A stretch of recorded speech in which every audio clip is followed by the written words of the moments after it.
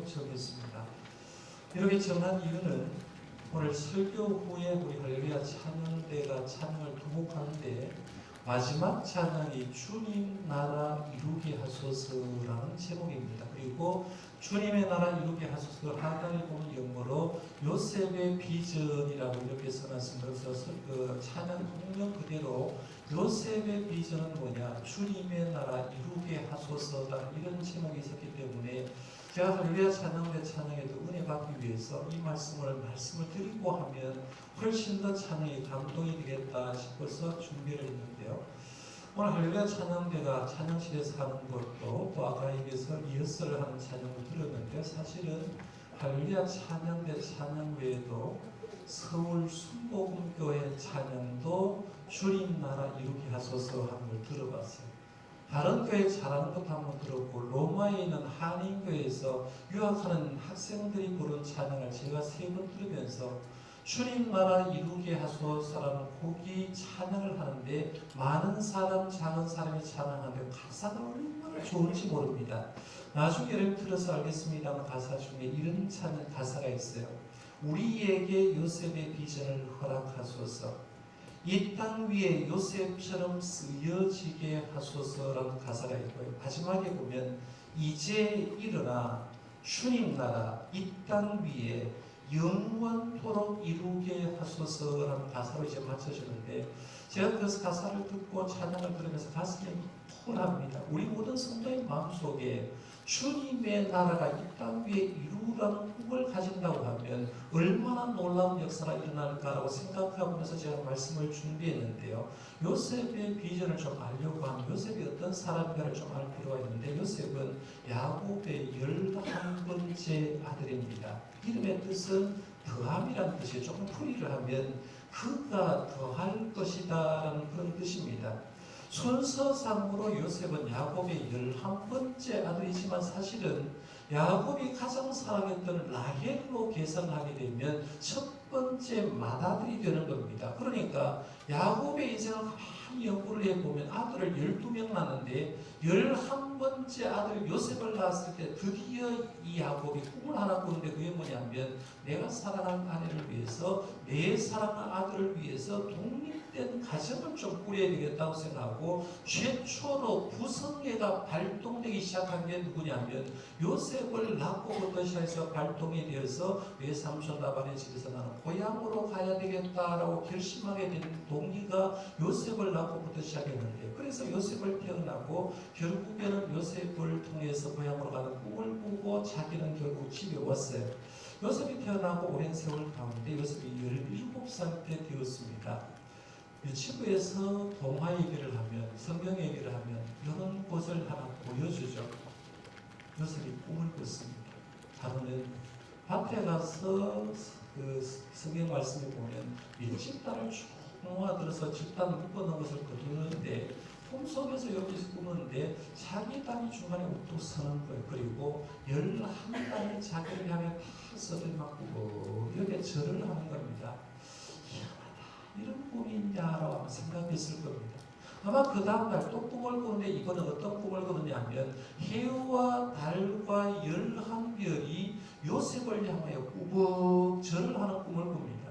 보통 우리가 꿈을 꾸면 꿈을 꿨다라고 생각했는데 옛날 고대 시대는 꿈을 꾸고 그 꿈이 이루어지려고 하면 사람들에게 내가 꾼 꿈을 선포를 해야 된다고 생각했어요. 왜냐하면 하나님이 내게 꿈을 주셨는데 그 꿈을 이루려고 하면 사람에게 선포함으로 통해서 하나님의 비전이 일어나고 꿈이 이루어진다고 생각했기 때문에 요셉도 자기가 꾼 꿈을 형님들과 아버지에게 얘기를 한 겁니다. 아버지, 그리고 형님들이 꿈 얘기 한번 들어보십시오라고 하면서 두 가지 꿈 얘기를 쭉 얘기합니다.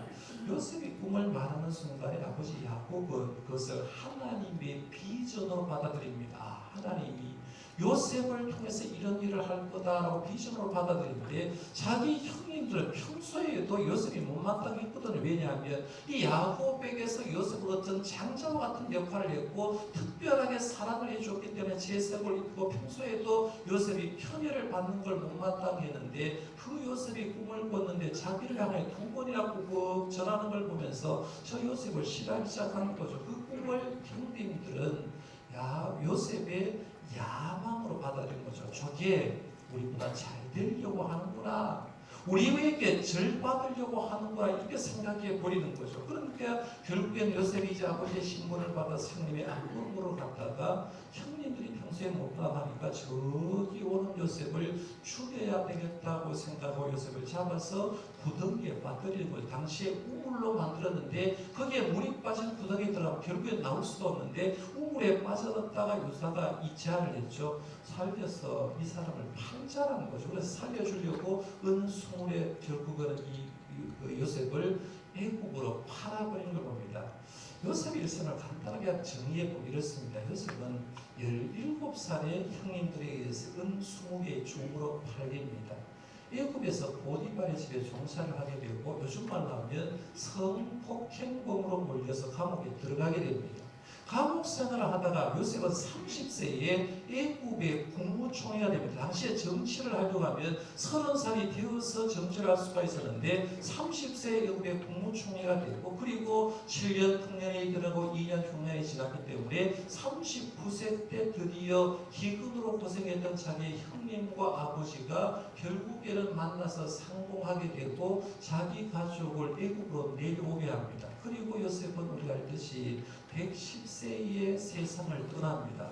요셉이 110세에 세상을 떠나기 전에 유언으로 이런 말을 했어요. 창세기 50장 25절에 보면 요셉이 또 이스라엘 자손에 맹세시켜 이르기를 하나님이 반드시 당신을 돌보시니 당신을 여기서 내 해포를 메고 올라가겠다 하라 하였더라 라고 했습니다. 요셉은 유언을 하면서 뭘 보느냐 하면 우리 백성은 결국에는 애굽에 있다가 출애굽을 해서 가나안 땅에 갈 거고 그 가나안 땅에 갈 때 내 해골이라도 메고 가서 나도 가나안 땅에 머물게 해달라는 그런 꿈을 가지고 얘기를 하는 것을 보게 됩니다.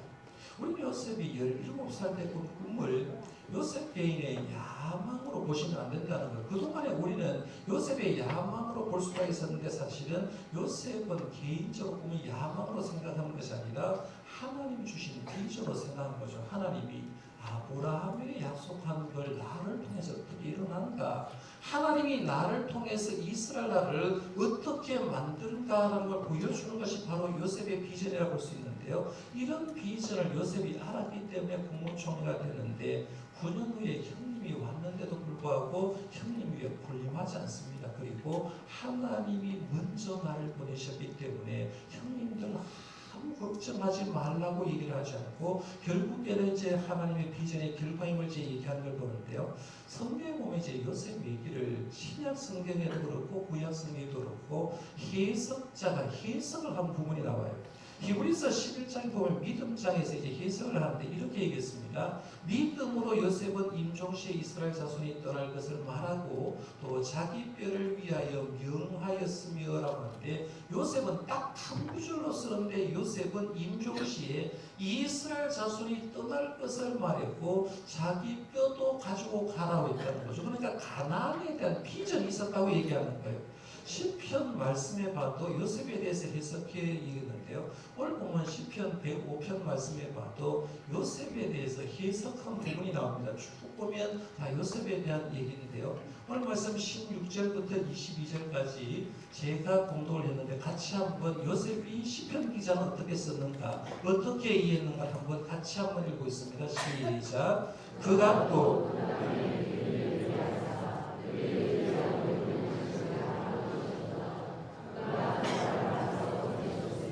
요셉이 종으로 팔렸도다. 그의 발은 착고를 차고 그의 몸은 쇠사슬에 매였으니 구원 여호와의 말씀이 응할 때까지라 그의 말씀이 그를 달려하였도다. 왕이 사람을 보내 그를 석방하며 뭇 백성의 통치자가 그를 자유롭게 하였도다. 그를 그의 집의 주관자로 삼아 그의 모든 소를 발견하게 하고 그의 뜻대로 모든 신하를 다스리며 그의 지혜로 장로들을 교훈하게 하였도다. 시편 105편을 본문으로 삼았는데 시편 105편은 누가 쓴 시입니까? 보통 시는 몇 편 앞에 표제가 있어요. 그렇죠? 그런데 시편 105편은 표제가 있어요, 없어요? 시편 105편은 표제가 없어요. 그러나 누가 썼는지는 몰라요.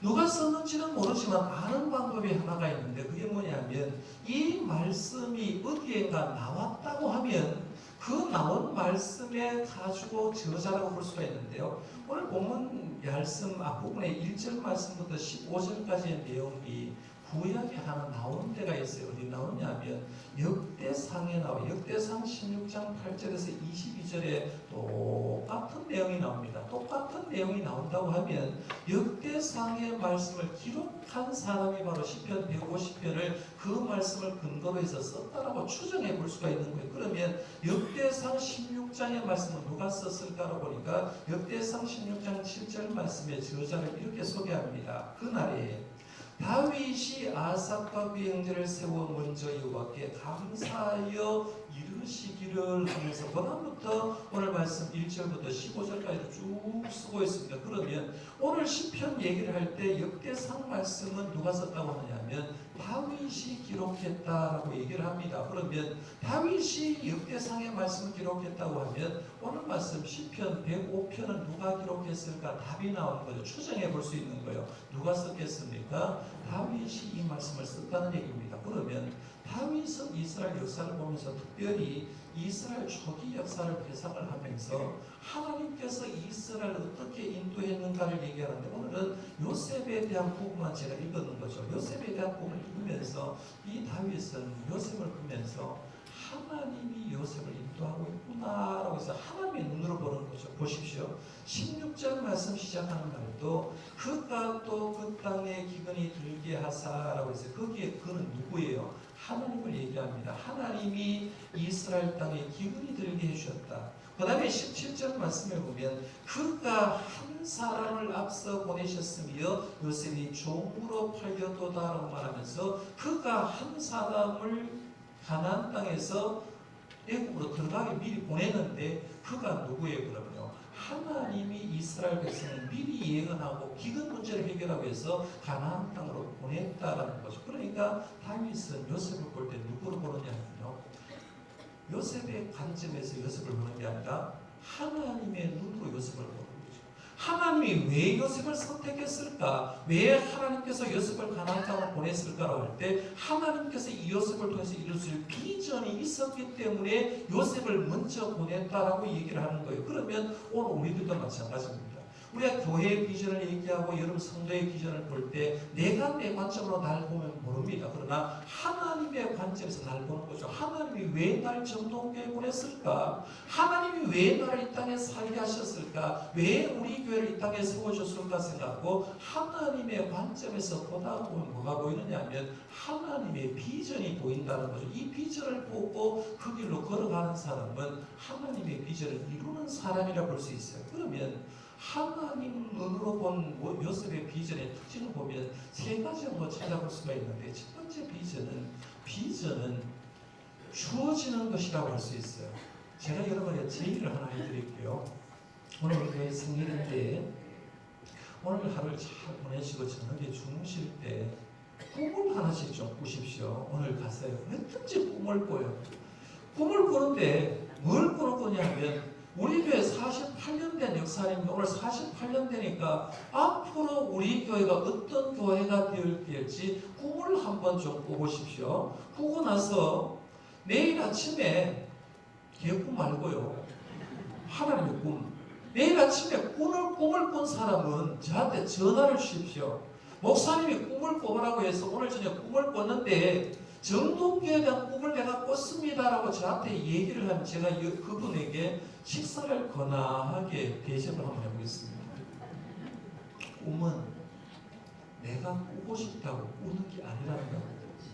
무슨 말이냐 하면 내가 내 욕심대로 꿈꾸는 게 아니라 비전은 내가 하고 싶다고 하는 게 아니라 하나님이 그 사람을 통해서 이루어질 일을 하나님께서 해주신다는 겁니다. 그러니까 비전은 내가 욕구해서 찾는 것이 아니라 비전은 하나님께서 나에게 주시는 것을 가지고 비전이라고 얘기한다는 거예요. 교회에 대한 비전도 역시 마찬가지입니다. 담임 목사가 교회에 대한 꿈을 꾸고 싶다고 해서 꾸는 것이 아니라 이미 하나님은 교회를 통해서 이루실 비전을 성경을 통해서 주어진 걸 봅니다. 예를 들면 사도행전의 말씀을 공부를 했잖아요. 사도행전 2장에 보면 오순절 성령 감리를 하고 예루살렘 교회가 형성되는데 사도행전에 나타난 교회를 보니까 이런 교회였습니다. 보십시오. 기적이 일어나는 교회였죠. 사도행전 2장 43절에 보면 기적이 일어났어요. 두 번째는 사랑이 넘치는 교회였습니다. 교회가 어떤 교회되냐, 교회가 어떤 비전을 가져야 될 때 교회는 서로 나누는 통용하면서 사랑하는 교회가 됐어요. 세 번째는 교회가 모여서 예배하는데 최선을 다했습니다. 그러니까 초대교회 보면 모이기를 힘썼습니다. 그래서 함께 모여서 예배하는데 최선을 다했고요. 네 번째는 교회가 사도행전의 교회 보면 구원받는 사람이 날마다 넘치는 교회였습니다. 그러니까 교회가 해야 될 일이 뭐냐라고 했을 때 교회는 선교와 전도를 최선을 다하는 게 교회의 꿈입니다. 그러니까 교회에 대한 비전은 이미 하나님께서 언제 주셨느냐면 2000년 전 예루살렘을 교회를 통해서 이미 교회에 대한 비전은 이렇다고 하나님 주신 거예요. 그걸 알고만 있으면 오늘날 교회가 어디로 나갈까 공부하고 고민할 필요가 없어요. 이미 하나님은 교회에 대한 비전을 주셨다는 거예요. 두 번째 비전은 성취하는 과정에서 고난이 항상 따른다는 얘기입니다. 그럼 요셉 이야기에서 고난을 빼면 할 게 없어요. 아까 제가 연대별로 했어요. 요셉이 애굽으로 팔린 나이는 몇 살이라고 했죠? 17이요. 애굽에서 총리가 된 거는 몇 살이라고 했죠? 30이었어요. 그러면 17살부터 시작해서 애굽의 총리가 될 때 30살까지 13년 동안 요셉의 삶을 딱 한마디로 말하면 고생 더 고생이죠. 계속해서 13년 고생합니다. 13년 고생하면서 13년 어간 요셉이 어떤 사람이 되냐면 구약 성경에서 예수를 제일 잘 닮은 사람 한 사람만 찾으러 가면 요셉을 찾을 수 있어요. 예수의 성품을 가져버립니다. 그리고 13년 동안 고생을 하게 되면서 깊은 영성을 받으면서 나중에 형님 만나고 아버지를 만났을 때 이건 하나님의 뜻이어서 우리가 이렇게 됐습니다라고 말하면서 하나님께 영광을 보이는 장면이 봅니다. 고생을 다 하나님 주신 비전으로 이런 걸 얘기했다는 거예요. 요셉 외에도 욥에게도 고난을 뺄 수가 없고요. 예수님에게도 고난 얘기를 하면 고난 빼고는 예수님 얘기하지 못하죠. 예수님이 빌라도 총독의 사형도 받고 그 뜰에서 39대 태형을 받습니다. 온몸에 피가 났죠. 옷이 찢겼습니다. 그러나서 십자가를 주고 비아 돌로로사 길을 걸어가서 골고다 언덕에 설 때 자기가 그 십자가로 지지 못해서 구레네 시몬이 대신 시고 가고 결국에 십자가 중간에 가서 6시간 동안 그렇게 고통스럽게 살다가 결국에는 마지막으로 운명하시면서 다 이루었다고 선언한 걸 보는데요. 하나님의 비전을 완성하기 위해서 예수님도 고난이 있더라는 거예요. 그러면 교회를 통해서 마찬가지라는 거죠. 우리가 어떤 비전을 이룰 때 서울 남포교회 박영선 원로 목사님은 비전을 이루는 고난 이렇게 비유를 했습니다. 한 예술가가 이제 모닥불이로 이렇게 타고 있는데 모닥불을 타고 있는 나무를 하나 이렇게 보더니만 이 나무가 좀 특별한 나무라고 생각했던 것 같아요. 불 타고 있는 나무 가운데 하나를 끄집어냈습니다. 예술가가 조각가 이렇게 나는데 그 끄집어낸 나무를 가지고 깎았습니다. 그리고 다듬기 시작합니다. 다듬고 깎아놓고 그냥 놔둔 게 아니라 며칠 동안 또 소금물에 푹 담궈놨습니다. 더 탱탱해지라고 강해지라고 소금물에 담궈놨어요.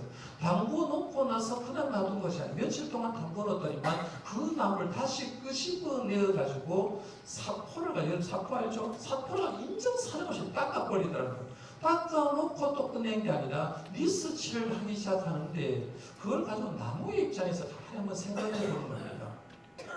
나무 입장에서 모닥불에서 타면 편안하게 그냥 끝나버리면 끝나는 겁니다. 자기의 삶을 다 해가려고 하는데 어떤 예술가는 사람과 가지고 자기를 끄집어냈습니다. 끄집어내놓고 막 자기를 깎습니다. 자기를 깎고 다듬습니다. 깎고 다듬으면 아파 죽겠는데 이번에는 소금물에 또 집어넣어버려요. 소금물에서 짠맛을 느끼면서 하는데 그것도 불가능해서 또 닦아내야 되지만은 사포질을 하면서 막 끝을 깎아내버려요. 자기 의지 없이 니스를 또 칠하기 시작합니다. 고난이 있죠. 고난을 통해서 낮과 별이 있었습니다. 고난 저에는 평범한 나무였습니다. 그런데 고난 후에는 사람들이 자기를 향하여 감탄사를 부르는 예술 작품이 되어 있었다는 거죠. 이 고난이라는 게, 고난 전에는 평범한 나무인데 고난 후에는 예술 작품이 되어서 수백 년이 지나도 자기를 보면서 사람들이 감탄하는 작품으로 변해 있더라는 얘기입니다. 하나님 주신 비전을 이루는 것 한번 보십시오. 여기 예수 믿으면서 왜 내 삶이 이렇게 힘들어? 왜 나는 가정에 이렇게 고난이 와? 라고 얘기할 때 하나님이 여러분의 가정의 비전을 이루기 위한 뜻인 줄 믿으시길 바랍니다. 그 비전을 이루기 위해서 사람들도 고난을 주는 거죠. 교회도 마찬가지입니다. 교회도 온전한 사람이 없잖아요. 교회도 불완전한 사람이 모였기 때문에 불완전한 성도로 모인 그 교회도 온전한 교회로 만들기 위해서 고난을 많이 주는 걸 봅니다. 우리 교회 오늘 창립 48주년을 맞았습니다. 48년이 오래되었다면 오래되었지만 사실 오늘 한국 교회를 보면 오래된 교회는 아닙니다. 벌써 100년 넘은 교회들이 굉장히 많거든요. 그런데 48년 된 우리 교회든지 100년이 넘은 교회든지 그 교회가 오늘의 교회까지 이루기까지는 항상 어느 교회에 들어가 봐도 고난이 있었다는 걸 보게 됩니다. 지금 전 세계 역사 가운데 교회의 역사가 2000년 정도 되는 교회가 있습니다. 어느 교회냐면 나중에 성지순례 가면 보시겠습니다만은 고린도 교회입니다. 고린도 교회. 고린도 교회는 성경에도 나오잖아요.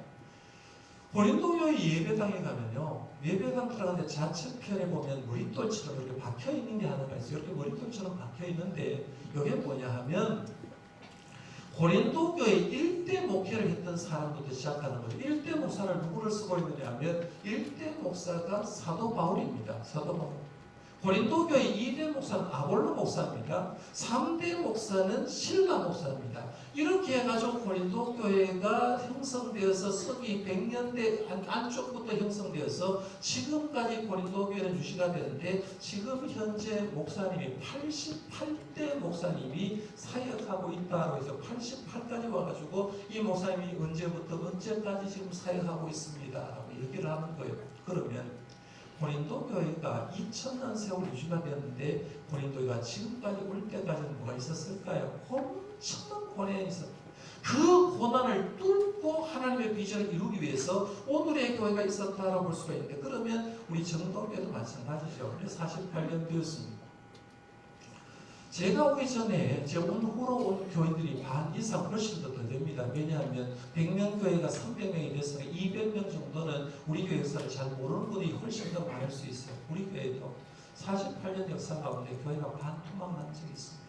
목회자와 성도가 싸운 적도 있고 성도와 성도끼리 갈등한 적도 있고 고난이 있어요. 그런데 그 고난을 왜 주셨을까라고 생각해 보면 하나님이 교회에 대한 비전을 이루어 가기 위해서, 오늘의 교회를 만들기 위해서 그 고난을 주신 줄로 믿으시길 바랍니다. 그렇기 때문에 고난 얘기하면요, 이렇게 얘기할 수 있죠.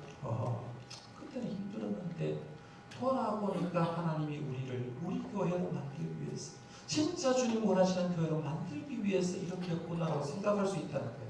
그 다음에 세 번째 요셉의 비전을 보니까 비전으로 뭐가 이루어지느냐 하면 하나님의 나라가 이루어졌다라고 보게 됩니다.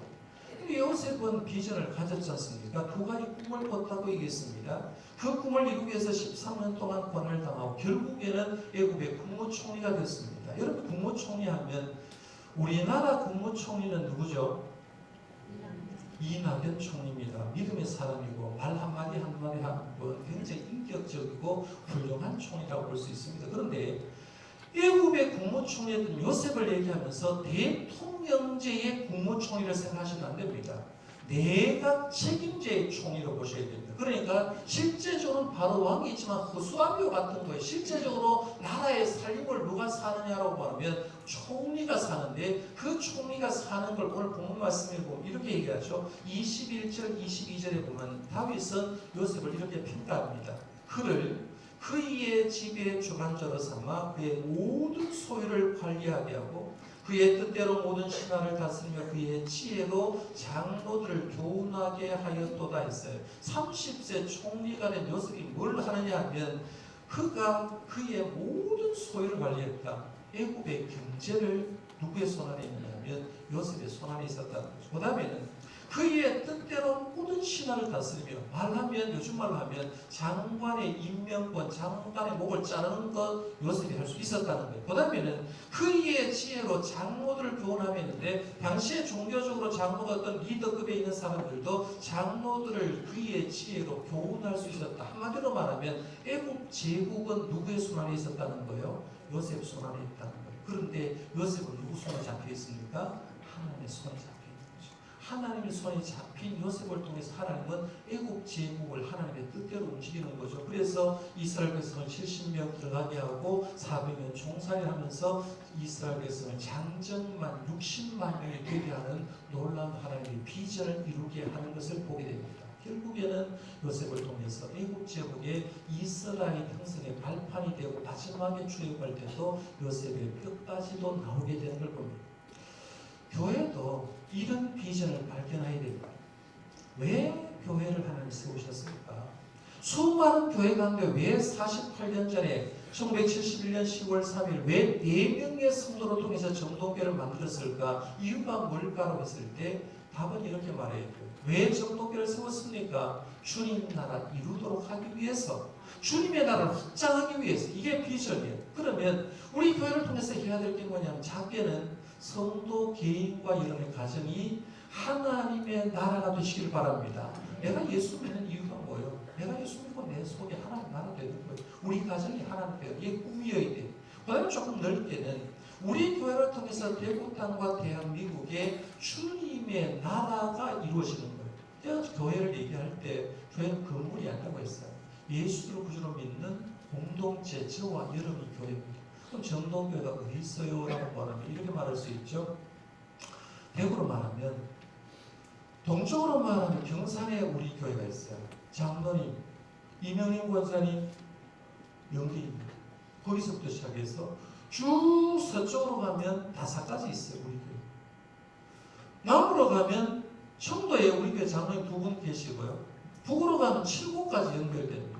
우리 정동교회 성도님이 처한 곳이 다 우리 교회인 거예요. 그러면 그 처한 곳에 정동교회 성도님이 뭐 해야 되느냐면, 거기가 하나님의 나라 되도록 바꿔버린 거예요. 그러면 대구 땅이 우리 교회를 통해서 변화가 되는 거죠. 이런 꿈을 꾸어야 된다는 거. 이게 교회가 해야 될 거예요. 그 외에도 우리 교회가 지금 국내외 선교지를 위해서, 교회를 위해서 12교회와 단체를 도와주고 있습니다. 그렇게 통해서 하나님의 나라가 일어날 수 있죠.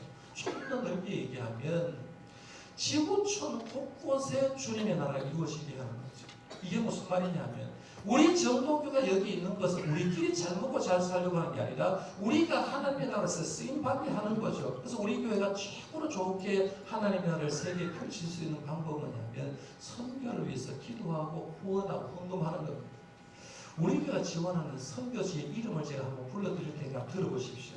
가까운 일본, 중국, 필리핀, 미얀마, 캄보디아, 인도네시아, 네팔, 루안다, 이란, 이스라엘, 터키, 영국, 볼리비아, 브라질, 남미 브라질까지. 이틀에 걸쳐 가야 되는 브라질까지도 우리 교회가 돈이 들어가고 우리 교회가 매일마다 기도가 들어가고 있어요. 그러면 하나님의 나라는 우리 교회를 통해서 어디에 이루어지냐 하면 저 남미 브라질까지 하나님의 나라가 확장되는 거죠. 그게 교회의 꿈이에요. 우리 교회가 지금 해외에 지금 건축도 그렇지 않습니까? 인도 땅에, 중국 땅에, 네팔 땅에, 인도네시아 땅에 4개국에 올해 연말이 되면 44개 예배당이 됩니다. 여러분 자부심을 느끼십시오. 우리 교회를 통해서 전 세계 4개국에 44개 예배당이 세워지고, 그 교회도 오늘 주일을 맞아서 정동교회를 생각하면서 우리 교회를 위해서 기도해 줄 겁니다. 그러면 우리 교회를 통해서 하나님의 나라가 얼마나 확장되는가를 볼 수가 있는데, 이게 바로 교회의 존재 목적이다라는 걸 생각해야 됩니다. 그래서 우리 교회를 통해서 주님의 나라가 이루어지게 하는 거예요. 오늘 말씀을 받습니다. 오늘 설교 제목은 이따가 찬송을 할 할례 찬양 때가 찬양할 주님의 나라가 이루어지게 하소서입니다.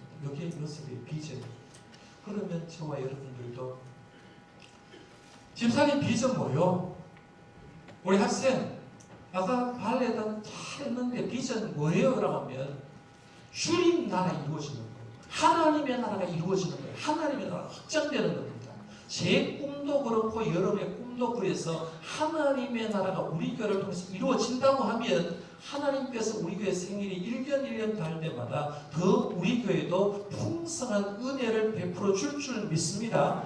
개인의 삶도 마찬가지. 그래서 주님 나라가 이루어지는 것이 우리의 꿈이 되고 우리 교회의 꿈이 되어서 하나님 나라에 쓰임받는 그거는 도구가 되는 우리 교회 모든 성도님들 되시기를 바랍니다. 기도하겠습니다.